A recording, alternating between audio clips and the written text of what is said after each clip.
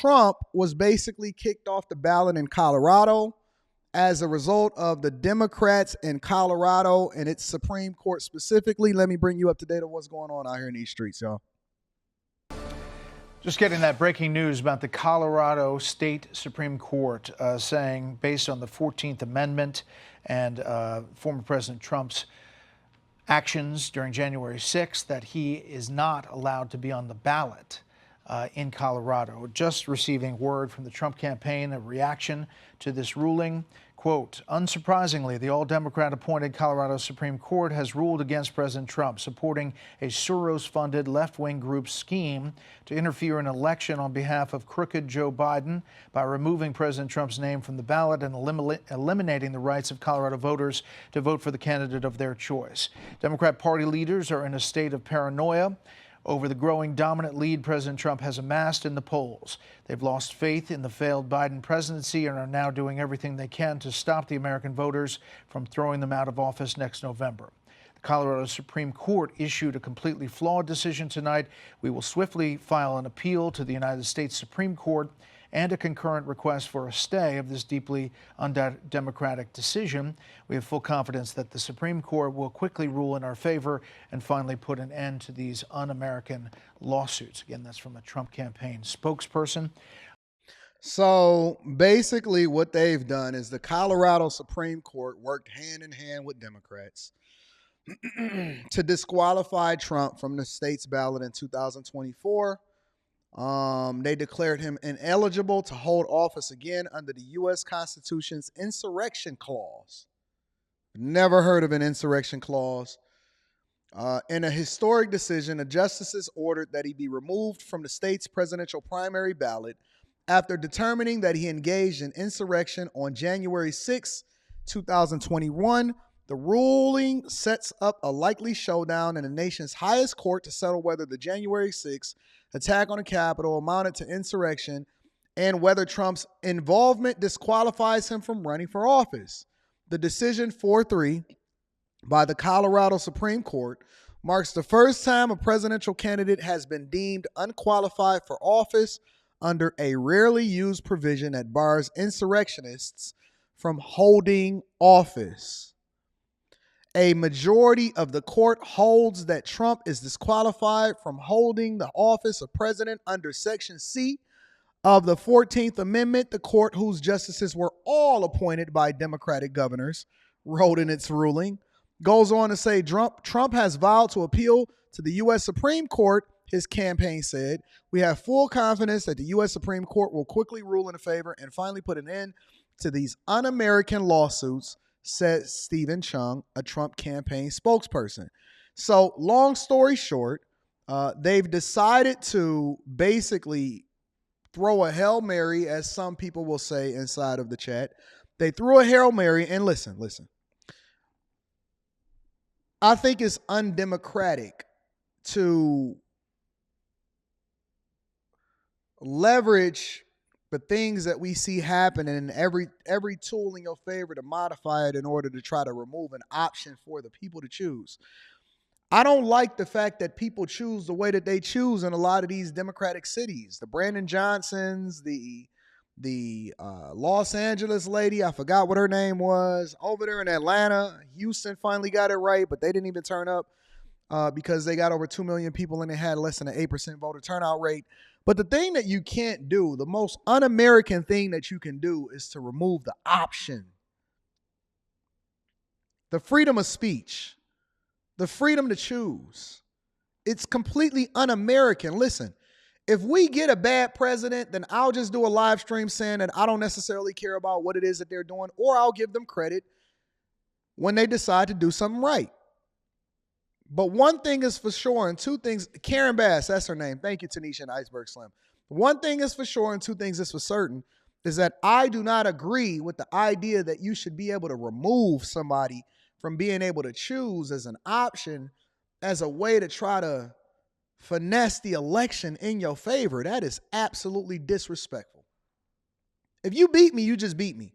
If you better than me, then you just better than me. But don't finesse me. Don't finesse me.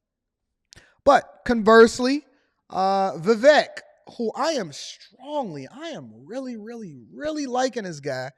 And I'm saving clips from him to review probably this Friday or over the weekend. But Vivek said that he stands with Trump. This is what he said. They have just tried to bar President Trump from the Colorado ballot using an unconstitutional maneuver that is a bastardization of the 14th Amendment to our U.S. Constitution. This was a provision, Section 3, that was designed to bar Confederate members, people who switched to the Confederacy, from actually being able to serve. That's very different than what's at issue here, to say the least. This is a hollowed out husk of what the country was built on.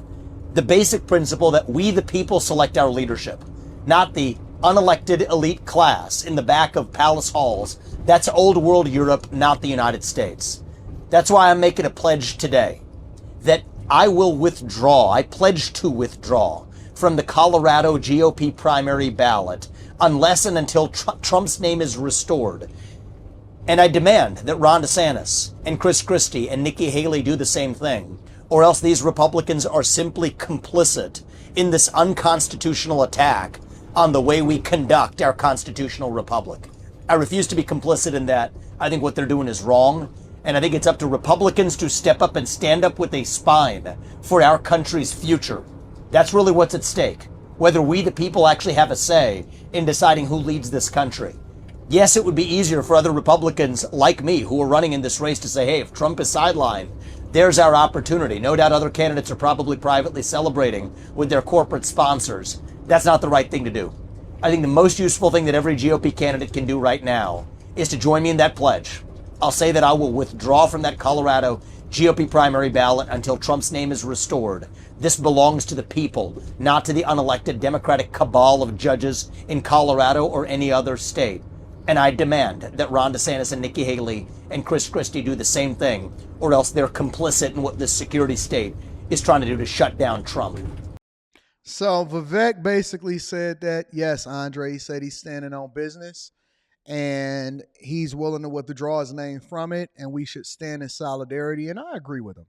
And I actually like his way. I like the way that he's playing chess and putting pressure on other Republican candidates.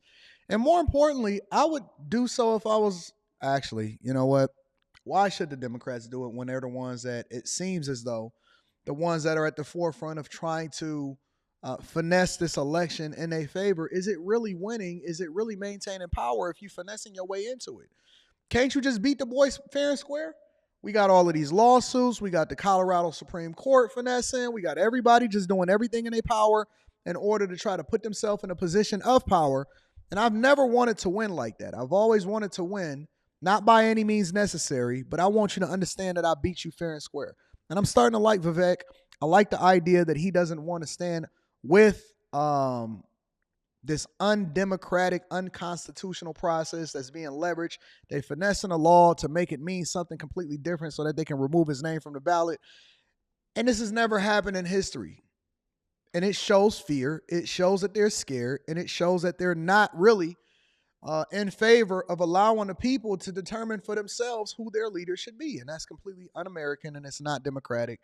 And so I'm actually liking this guy every single day. I don't think that he's missed once. From when I first discovered him, when he was waxing everybody on the Breakfast Club, this guy has not missed at all, has not missed. So if Trump wasn't the person that was at the forefront of the movement, then I would definitely be considering him. And maybe he can become the vice president. I don't know. But last but not least, Marvel seems to be reeling, absolutely reeling. Let me bring y'all back up to date for the people that has not been tuned in to what's happening to Jonathan Majors as a result of him being found guilty. But let me bring y'all up to speed of what's happening out here in these streets, man. More fallout for Jonathan Majors after his misdemeanor assault conviction. Marvel says it will no longer work with him after a jury found the actor guilty of attacking his ex-girlfriend in March. He could face up to 1 year in jail. Jerika Duncan was in the courtroom for the verdict. Jerika, good morning. Jonathan Majors stood up very stoically, looked at the jurors as they read that first count, which was not guilty. But what followed was ultimately charges that led to him being found guilty on 2 counts. It took the jury roughly 6 hours to find actor Jonathan Majors guilty of assaulting and harassing his ex-girlfriend Grace Jabari. But Majors was found not guilty on the most severe charge, third-degree assault with intent to injure, and acquitted on count 3, aggravated harassment. You know, the interesting thing about this also is that they use the classic tactic that they use on most men. Do you know what that tactic was? They add a bunch of other charges and trump them up. And I think that the prosecutors said, we're going to trump up a bunch of other charges, and so that you can find some common ground in the middle. So we're going to acquit him of the most severe charges, and we can't just let him skate away on everything and say that he's completely clear. And so usually what happens to men when they find themselves in difficult situations is you get a whole lot of other charges, and they're incentivizing you to either plea, or if you're going to go to trial, the results are going to be a lot more dire. But more importantly, Marvel is absolutely reeling, and they had so much riding on Jonathan Majors. They've even had fans petitioning and asking, hey, is there other people that's going to replace him? For example, John Boyega, who was the guy that played in Star Wars. They asked him, and he said that he's not even interested in replacing Jonathan Majors as Kang in the Marvel series. It says that Marvel Studios and the Walt Disney Company dropped Majors from all future projects following the actor's conviction for assault and harassment on Monday, according to a person close to the studio who spoke on condition of not being told who it is that's talking because he wasn't authorized to speak publicly on the matter. The swift move by Disney marked a stunning about-face for an actor who had been one of Hollywood's fastest rising stars. Went on to say Majors, who was acquitted of a different assault charge and aggravated harassment, will be sentenced February 6th. He declined a comment, but it went on to say that as a superhero studio prepared to release Phase 5 of the Marvel Cinematic Universe, it cast the highly acclaimed Majors as the antagonist Kang the Conqueror. The character was to span several different films and series as the Marvel Cinematic Universe's next phase answer to Thanos. Majors had already appeared in Ant-Man and the Wasp: Quantumanium in the first 2 seasons of Loki.